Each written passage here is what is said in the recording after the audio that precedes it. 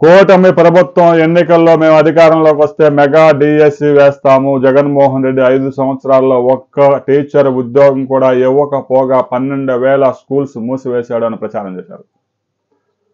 దాదాపు 5 లక్షల మంది టెట్ క్వాలిఫై అయ్యి టీచర్ ఉద్యోగాల కోసం ఎదురు చూస్తూ వారంతా కూటమి ప్రభుత్వం కలిసి ఓటు వేసి గెలిపించారు. ప్రభుత్వం అధికారంలోకి రాగానే అదిగో నోటిఫికేషన్ వచ్చేసింది, వెంటనే వెళ్ళి అవనిగడ్డ వెళ్ళి ఇంకా కోచింగ్ తీసుకుని చెప్పేశారు. గుంపులు అవనిగడ్డకి వెళ్ళి కోచింగ్లో నిమగ్నమైపోయి ఉన్నారు. 6 నెలలు దాటిపోయింది. ఇక సర్దుకొని ఇంటికి వస్తూ ఉన్నారు.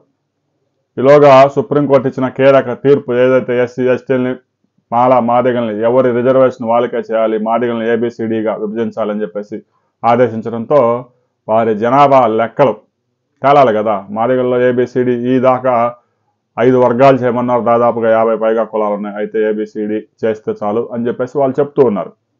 మాదిగలు ఎంతమంది ఉన్నారు, మాళ్ళు ఎంతమంది ఉన్నారు అనేది స్పష్టంగా తెలిస్తేనే రిజర్వేషన్ కట్ చేయడానికి అవుతుంది.